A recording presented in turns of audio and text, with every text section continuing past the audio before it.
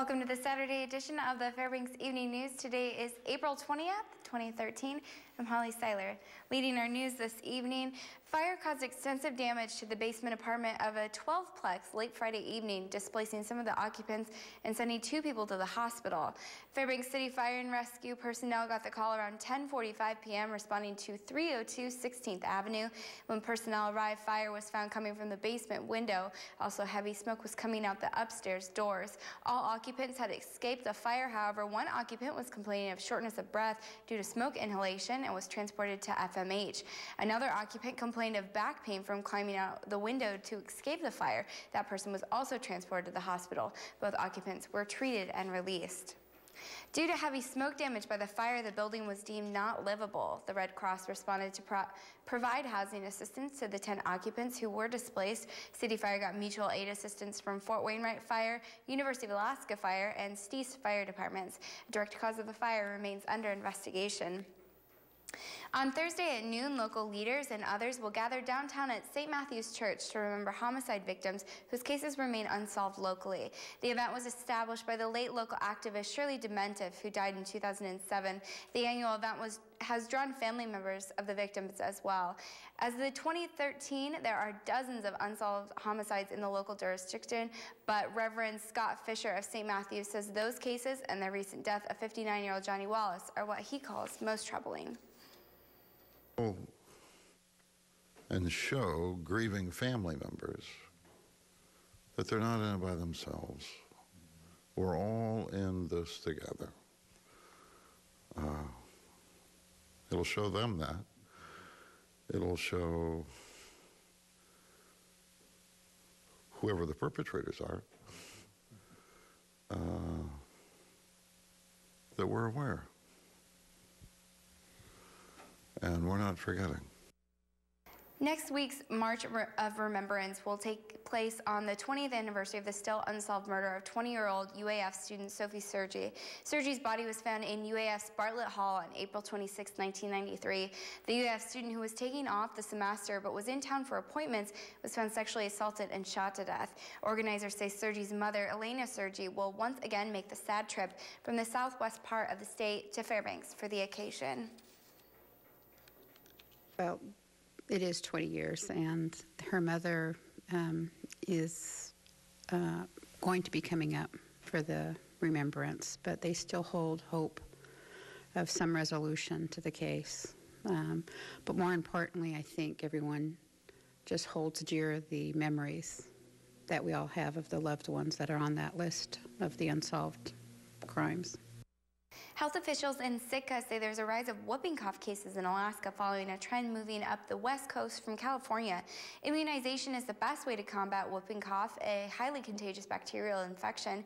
Children as young as 2 months can be immunized, and it's part of the regular series of vaccinations. Adults around children also should be immunized. Babies and small children are more vulnerable, and places where children congregate, like schools and daycares, are where the highest rates of infection are. As we've reported, a familiar face in the world of Alaskan politics may be considering another run for U.S. Senate. And late Friday, Joe Miller sat down exclusively with the News Center to talk about his intentions and more. Miller announced earlier this week on his website that he's launching an exploratory committee for the 2014 election. Miller was a Tea Party favorite who won the Republican nomination for Senate in 2010, only to be defeated by Lisa Murkowski in a much publicized and controversial write-in campaign effort that captured nationwide attention. In a statement on his website, Miller said he was unaware of another potential candidate, quote, who has demonstrated a willingness to challenge the status quo and confront the culture of corruption that reaches to the highest levels of American government. Miller also says a lot of lessons have been learned from 2010. That on Sunday when we announced, I mean, the feedback that we've gotten back has really been astounding. Both Kathleen and I have just been incredibly honored by the people that supported us in 2010 that are back, supportive again. We're under no illusion. We know that this is an uphill battle, just like it was back in 2010, but the stakes couldn't be higher. I mean, I think right now, as a country, as a state, we're facing much more challenges than even what we faced back in 2010. Learned a tremendous amount from 2010. You know, I understand that I don't have it all right. And I certainly don't want people to be afraid or concerned about what they might consider to be, you know, a hard right perspective. Miller joins Lieutenant Governor Meade Treadwell in announcing an interest in taking on Baggage. Baggage himself has been gearing up for what is expected to be a hotly contested and expensive race. News Center 11's Daryl Lewis will have more in his conversation with Joe Miller in the coming weeks as part of a two-part series. We'll have much more when we come back. News Center Final. Stay with us. Hey Alaska, Buddy Bailey here from Bailey's Furniture. Do you want to sleep better and live healthier in 2013? Then it's time to shop Bailey's brand new 2013 line of Englander mattresses, featuring the latest and greatest in new technologies. All of these mattresses are jam-packed with more luxury, sleek fabrics, and more comfort. So if you're in the market for a new mattress, the choice is easy. Shop the 2013 line of Englander mattresses today, only at Bailey's. This edition of the Fairbanks Evening News is brought to you by Bailey's Furniture, voted 7 times Alaska's best furniture store. Your local news on KTVF is brought to you by Arctic RV and Interior Topper. Welcome back. The nature of military culture and veterans service experiences can have a profound effect on the ways that veterans face serious illness, death, and loss. Friday at the Fairbanks Memorial Hospital, representatives from the Hospice Foundation of America held discussions and presentations with numerous local veterans on approaching illness and even death. Senior veterans with prior military action now face a dilemma of how to prepare for impending crisis resolving around sickness or terminal illness. The discussion we had was presented by Hospice Foundation of America, and it addressed the concerns of veterans who are in need of hospice care. And it addressed the different needs of the veterans, some of the different issues that may come up, the difference between, for example, a World War II veteran versus a Korean veteran versus a Vietnam veteran, who have entirely different cultures, and some of the different needs that they may have during the time at the end of life. Lately, there's been a lot of construction around town courtesy of the Department of Transportation for the state of Alaska, and more is planned for this summer. Today was a chance for the public to come see what goes on into planning a big construction project and discuss ones that will be started around the interior. The super open house was hosted at the Department of Transportation, and in addition to answering questions for the public and displaying equipment, lunch was also provided, and summer job opportunities were discussed. Well, we started this event sort of with the emphasis or with the intent to connect with our customers a little bit better, and also to provide an opportunity just to humanize the department, because the people that are building these projects live and work in this community, and it's a big part of what affects all of our summer lives. Healthy eating was the topic today for the Fairbanks residents who attended the Alaska Center for Natural Medicine's first ever food festival. Local food vendors and organizations were on hand to celebrate great food, dietary health, and culinary business in the interior. The event was free to the public, but a donation to the food bank was encouraged. The Alaska Center for Natural Medicine hopes that events like this one will encourage the community to live healthier lifestyles. Part of it is to bring a lot of awareness to a lot of the local food companies in the Fairbanks area and the things that are going on related to food. I guess we try to host a health fair both in the spring and fall, so this is a really neat new addition to our schedule. Certainly from the turnout today, it's been huge. We hope to do it again. The annual outdoor show set up shop in the Carlson Center yesterday and will continue through Sunday. Over 140 vendors flocked to the convention center to showcase fishing charters, outdoor gear, and even taxidermists. The Interior Alaska Gun Show was also brought back this year by popular demand and includes 70 gun vendors. The Fairbanks Outdoor Show is the place to find everything you'll need for your upcoming Alaskan summer. The News Center spoke to Matthew Merzina about his business and the event. Really great for us vendors because we get to know one another, and it ends up being pretty much a small community. Our business is, we've got a fly-out operation that operates out of Chena Marina. It's called Marina Air Incorporated, and we have 7 cabins out in the bush at various locations. My market is just a local Fairbanks outdoorsman, because I drop you off and you're out on your own enjoying the wilderness and the interior of Alaska. Hutchinson High School's graduating class showcased their senior projects Thursday night to their peers. family, and community members before they present to a panel next week. While there were several outstanding projects in the showcase, one particular project attracted more attention in the audience. Drafting student Austin Head did his senior project on 3D modeling and displayed Hutchinson's newest piece of technology, that is the 3D printer. After all the research and hard work Head has put together, he says the experience from his has become worthwhile. I'm planning on going into engineering, and drafting was a huge part of this. I'd like to get more into three-dimensional printing just because it's such an interesting technology. At first, I thought it was just more work for me to do, but the more that I did it, the more I realized how cool it could be. This guy down here is printing with sand using energy from the sunlight and making it into glass. I already had a guy come over and talk to me about colleges. So it's a real great learning experience. Lots going on in local sports, much of it going on outside. Daryl Lewis is back with your weekend sports report. He's next. Stay tuned.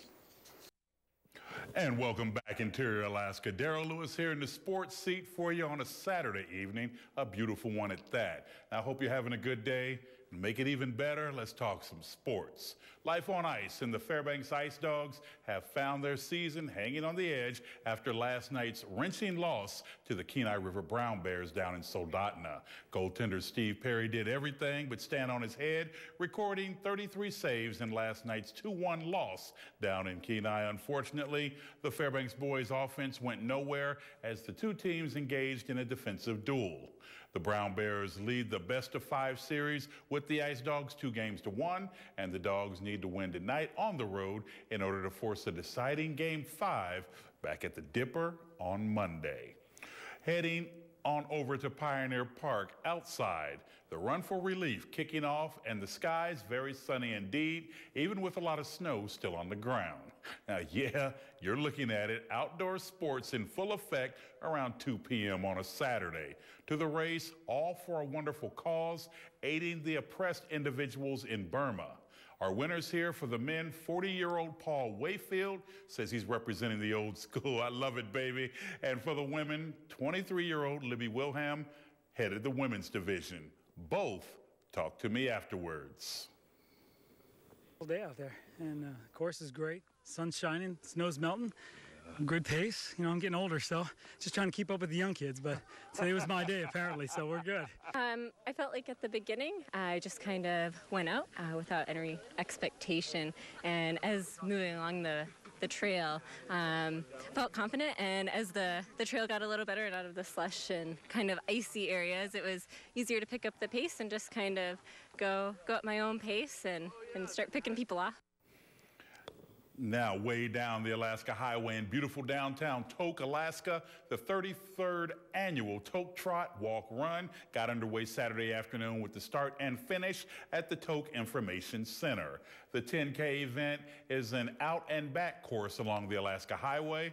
I want to thank race organizers Paul and Nancy Kelly for getting me the info on the top finishers in both men's and women's divisions. Added info, with her win today, Teresa Schnurr has won this race for the 3rd consecutive year. That's what I'm talking about. And for the men, Chris Eversman finished 2nd behind Ross McDougall. No big deal here, except since 2006, according to Mr. Kelly, Eversman has won the race outright during even-numbered years, finished 2nd in odd-numbered years. A little trivia for you boys and girls. And finally, forget the short runs. Triathletes were also getting their wheels up under themselves on Saturday. An unofficial ditty we're going to call the Quad Athlon, and still not for the weak at heart. Simply put, the Quad Athlon is a race where folks ski 5 kilometers, run 4.2 kilometers, bike another 13.5 kilometers, and then hop into the pool and swim for 1,000 yards. Yeah, right. When all was said and done, Chandler Kemp finished first to represent the men, and Julie Schwab first to rep the ladies. According to unofficial race organizer Brian Young, it's just a bunch of friends getting together for the fun of it all. Official event. This is not an official event. This is just a group of friends getting out to enjoy spring and see how many different activities we can do in a single day. Yeah, and so what is this? Is a quad? So it's a quad athlon where participants are skiing. They're skiing 5 kilometers, then running 4.2 kilometers, and then biking 13.5 kilometers, and then swimming 1,000 yards.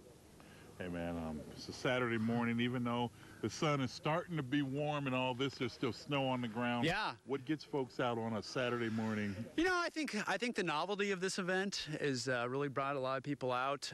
We did it 2 years ago, kind of had the right conditions to be able to do it 2 years ago. Last year we tried to do it as well, but just trying to have clear roads and skiable snow is a trick. And this year we were able to do that.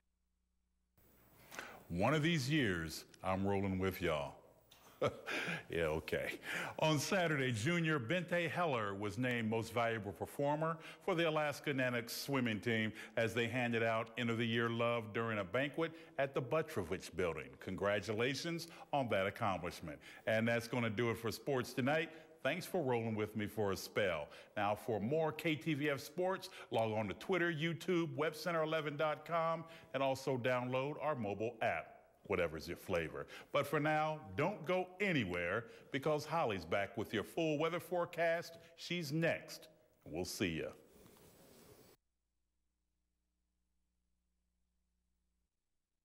Now, you usually come in on just Saturdays and all this, but you've been rolling hard for us.